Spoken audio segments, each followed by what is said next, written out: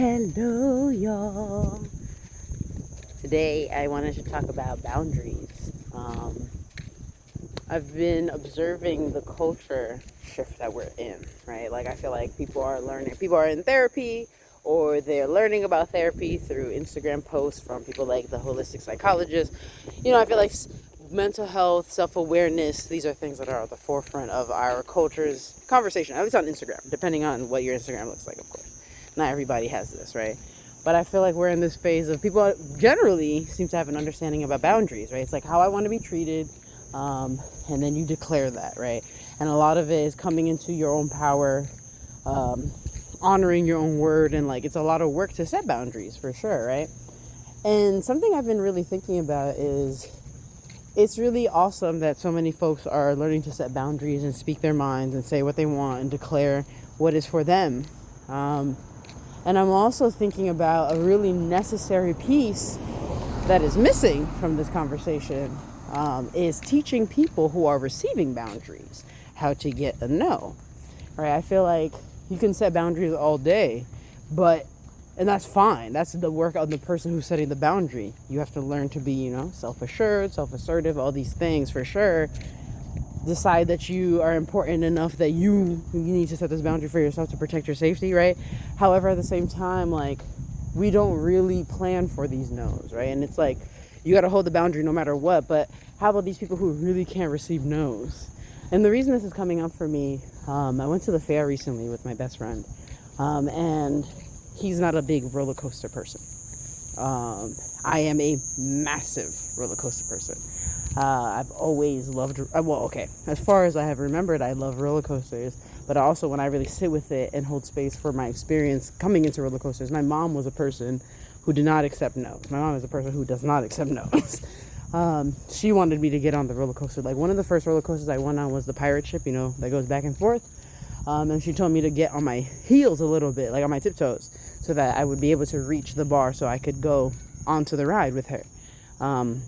She's been a big thrill seeker in that way with roller coasters and wanted me to be a part of it. And so for a while, when this happened with my best friend, I was really like, I understand logically that people have their own preferences, right? Like, you don't have to like things that I like. Of course, people like all kinds of shit. They like their own thing. They don't have to like what you like to be friends with them. It doesn't make them weird or less than or different. However, in sitting with the disappointment and really having to process this no, I'm not getting on the ride. And for me being like, I don't understand why you're so afraid of it. Like, what is the big deal? Just get on, and then that's it. It's not that big a deal. But also, that's people's preference, and sitting and realizing, I was never really taught how to be cool with no's.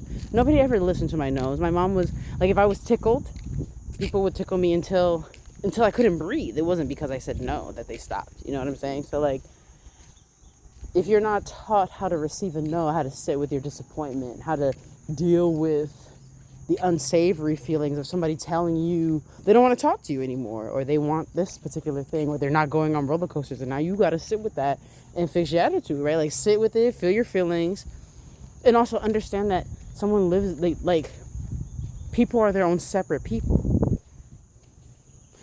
And I don't know, a lot of the reason I started getting into this work around wholeness and all this stuff is because I've shared many times before, I used to be a bully, and I had to learn how to not be a bully on my own. Nobody taught me how to be kind, how to take no's, how to express myself calmly when I'm angry, how to honor the fact that I'm angry, and understand that just because I'm angry doesn't mean someone else needs to be angry or hurt about it. You know what I'm saying? So it's like a really intricate process, right? People, this boundary setting thing of healthy communication, of navigating our relationships with clarity, confidence, and safety, emotional safety.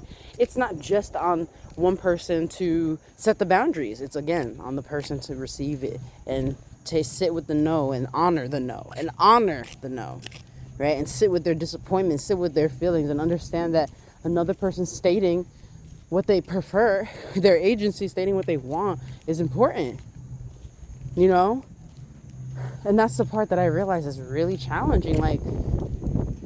That's the part that kind of where we're fucked up right now. Is like people setting all these boundaries, but people not cool with the no. People not cool with not getting what they want. Um, yeah, you know what I'm saying? So that's something I've been thinking about a lot. And that's all I wanted to share today. So have a lovely night. And say no. Say no and sit with the no. Next time you get a no, notice what comes up for you. What comes up in your body. You know, where are your thoughts? Where do they get directed to? What is the underlying emotion that you feel? I know and I'll speak for me. I know for me, when I get a no, it's disappointment. That's almost rooted in a self-righteousness. So like for the roller coaster thing, it's like it's not that big a deal, right? So you can get on and I know you'll have a good time. It's almost like I know better for you type shit. And knowing from my experience, I've been a person who's had to go through trials, things that were really hard, and it was quote unquote for the betterment of me. And so now I have this strange like survivors, you know, I mean, I'm better for it, but it's like beating, right? Your parents beat you, I'm better for it. No, you're not, right? We might perceive that might be the way that we internalize a story to work with it, but you know that the harm inflicted upon you was not good, and it's not something you want to replicate, right? And it could have taught you, you could have taken your lessons from it, but the fact that it happened to you is not a good thing. Like, of course, I'm grateful that my mom put me on all these roller coasters because now I'm not scared of roller coasters, right? And also now I also don't understand why other people are not scared of roller coasters. And I can't understand when someone is, you don't call them a baby. You don't mock them. You don't try to belittle them or manipulate them to get onto doing the thing that you want. And I notice this happens in really small ways. People who want to go out, right? I'm going to come back and check in with you if you want to go out. Really want you to go. What? You don't want to go out with me? Come on, it's Friday. And it's this insistent thing, you know? It's like when people have the boundary, why do we insist? That's weird, you know?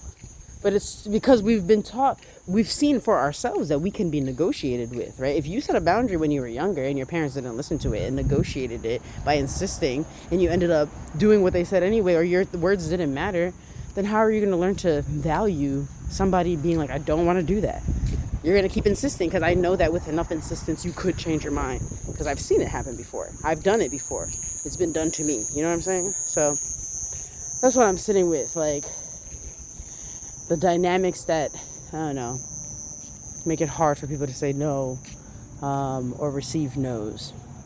Sure, yeah.